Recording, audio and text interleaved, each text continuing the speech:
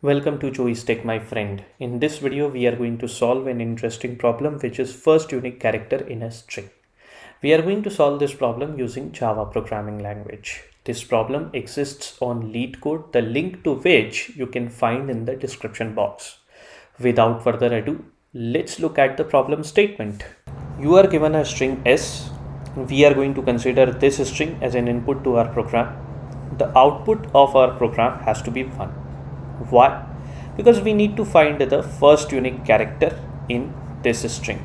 You can see that the first character in this string is L, which is present twice in this string. Hence, it's not going to be the first unique character. However, the second character, which is O, is present only once in this string. Hence, the first non-unique character in this string is O. And since it is present at index number 1, hence the output 1. So I hope the problem statement is clear. Let's begin coding the program now. First, I'm going to create a class in my Java project. So let's create one. I'm going to name it first unique char. Now, I'll begin with creating the main function. So for that, I'm going to simply type psvm and IntelliJ is going to do the rest of the work for me. It's time to declare and initialize a string variable to the string lovelife. So let's do that. It will be string s equals to lovelife. Alright.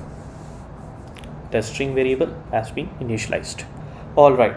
So the algorithm is simple.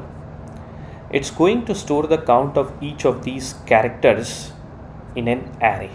You are going to ask me what are we going to use as indexes of the array to store the counts of each of these characters. A character cannot be used as an index. It has to be an integer. The answer is we are going to use the ASCII values of each of these characters as the index to store the count in the array. So we are going to declare and initialize an array. Now we are interested in using alphabets as the indexes of this array, and there are 26 alphabets in general. Hence, we are going to keep the length of this array as 26. So let's declare and initialize an integer array. Let's call it ARR only. New int square brackets, and within those brackets we are going to put 26 as the size of the array. Things will be crystal clear to you because I am going to show you the output of this array as well. Now what we are going to do, we are going to start a for loop that is going to iterate over this string. So let's start one. It will be for int I equals to 0, I is less than s dot length I plus plus. Within this for loop, we are going to write the code to insert the count of each of these alphabets into this array ARR. Hence, we will write ARR within square brackets. We will write S, and then we will have to use the caret function of a string to get the character at index I. So it will be caret, and within its brackets we are going to pass I. Of course, we will have to typecast it into integer. Why we typecast? Because like I said earlier, we cannot use a character as an index of the array. It has to be its ASCII value, which is an integer that needs to be used as an index. After this, we are going to use the addition assignment operator, and then we are going to write 1. So this line of code is going to increment the value present at this index by 1. Now there is a catch over here. To show that to you, I'll have to run the program. So let's run the program. There you go. The program says exception in thread main java.lang array index out of bounds exception 108. What happened here? Let me tell you what. 108 is the ASCII value of the alphabet L, and the size of this array is just 26. That is why we got this array index out of bounds exception. The size of this array is 26, and this line of code is trying to insert the count of this alphabet L at index 108. How is this possible? That is why we got this error. So what is the solution? So the alphabet starts with A. The ASCII value of the lowercase a is 97. Now if we want to store the count of alphabet A at index 0 of this array ARR, then we need to subtract 97 from the ASCII value of lowercase a. Then we are going to hit the right index. If we subtract 97 from the ASCII values of each of the lowercase alphabets, then we are going to hit the right indexes inside this array. So the index of lowercase b is going to come out as 1. 98 minus 97, it's 1. B doesn't exist in this string, but I'm telling about it anyway. And the index of L will thus be 11. Okay, so let's subtract 97 from this index and let's see if the program works fine.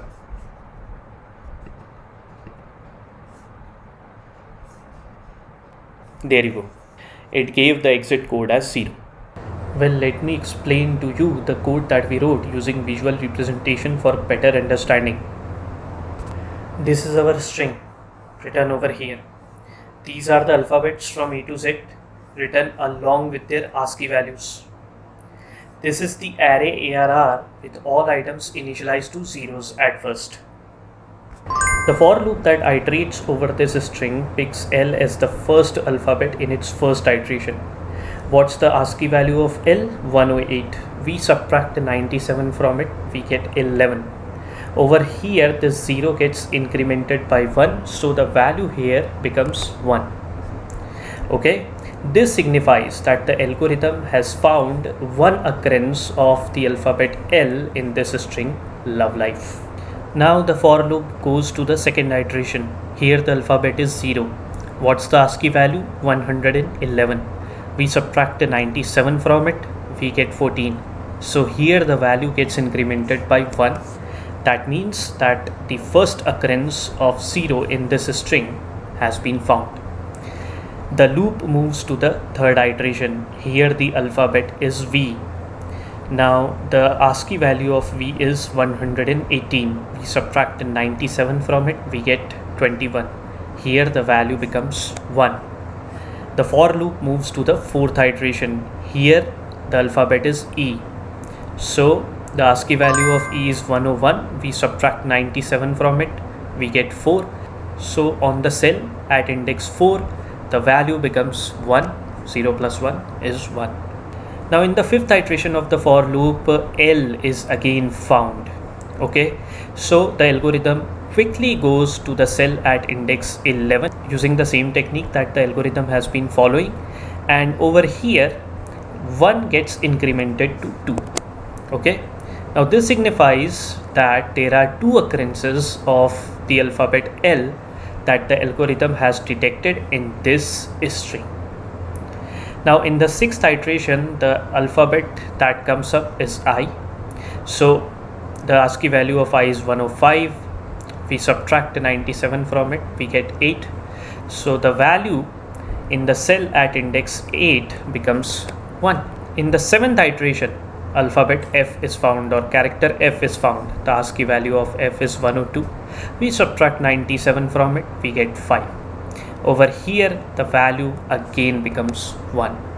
Okay, in the last iteration of the for loop, the character that gets picked up is E. Using the same technique, the algorithm reaches the cell at index 4. Here the value is 1. We increment it by 1 and the value here becomes 2. Again, this means there are two occurrences of E in this string love life. Okay, now the indexes of all these cells with 1 as their value represent the characters which have appeared only once in this string love life. Yes, you will have to add 97 to these indexes to reach their original ASCII values. Now if we iterate over this string again with a second for loop, the first character whose self value in this array ARR is 1 becomes the first unique character. That's the algorithm. So let's finish the program. The only thing remaining is to traverse this array for each of the alphabets of this string, and whichever is the first character showing count as 1, we return its index, and that's it. Job done. We will use a for loop to traverse this array for each of these characters. So let's start one. It will be for, and this time it will be a different variable j, and it's going to run till the length of the string, because we are only interested in knowing the counts of each of these characters, not all the 26 alphabets. Within this for loop, we will write if, and in its condition, we are going to use the same expression to find the index of each of these characters in the string. And of course, instead of I, it will be j this time. And we will use the comparison operator. We are going to compare it against 1.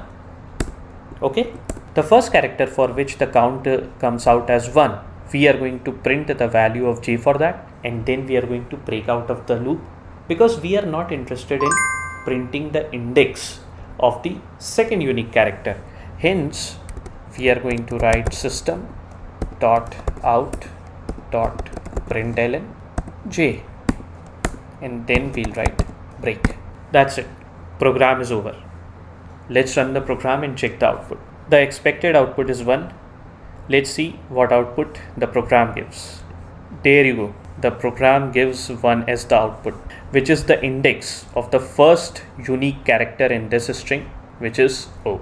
Now we are going to write the code to print the items of this array ARR, and we are going to check whether the items of this array match with the array that we created moments ago. So for that, we are going to start a for loop.